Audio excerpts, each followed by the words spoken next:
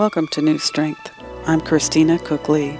New Strength is a daily devotional offering hope and encouragement to people who are trying to get and stay free from depression and or dependency. If you're viewing directly on YouTube, you can read along with me as I speak. By clicking on the description area below the screen, you'll see that all the words are there for you. And if you're on my New Strength blog, of course the words are there for you as well. Thanks for joining me. Our topic today is anger. The focus, recognizing and dealing with one of the dangerous results of disappointment. Our scripture is James 1:19 and 20 from the New International Version of the Bible. My dear brothers and sisters, take note of this. Everyone should be quick to listen, slow to speak, and slow to become angry, because human anger does not produce the righteousness that God desires.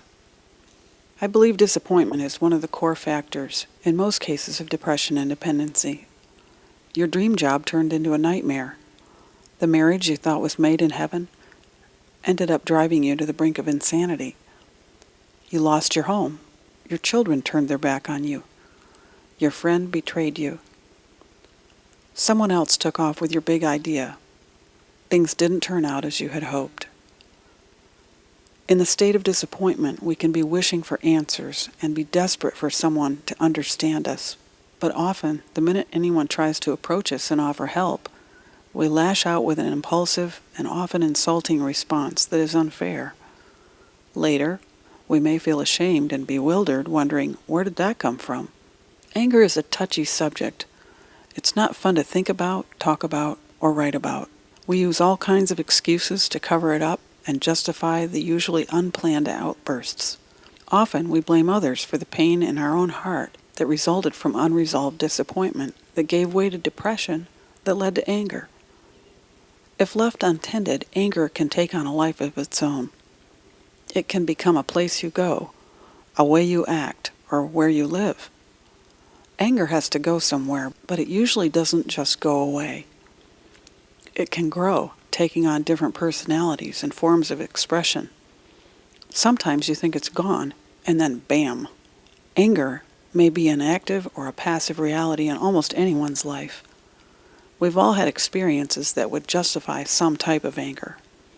The Bible doesn't hide the fact that anger happens, but it does tell us how to deal with our anger.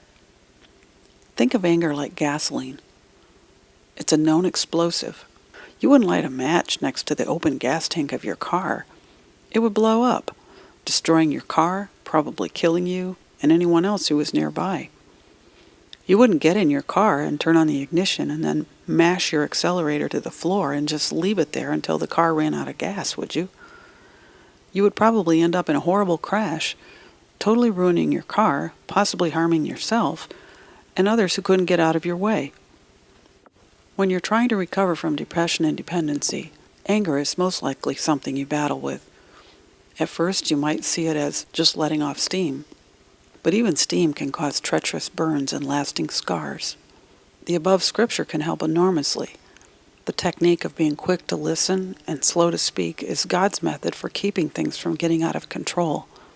If you're battling anger, the only way you're ever going to be able to manage it is by making a conscious choice to stop blowing up. You have to start taking ownership for losing it. It might be a good idea to copy down the words of the scripture for today and put it up in some prominent places where you'll be reminded of it on a regular basis while you're working to reform your ways, especially when you feel things starting to get hot. Declaration: I will find new strength by delaying my response when I'm provoked. To keep from further hurting myself and others, I choose to listen and wait. Thanks for taking the time to listen, and be sure to like this segment, and if you haven't already, subscribe to the New Strength channel on YouTube, and then a link will come to you every day in your email with a segment like this. And if you're already a subscriber, I'll look forward to meeting with you again tomorrow. My prayer is that you will find new strength day by day and endless blessings. I'm Christina Cook-Lee.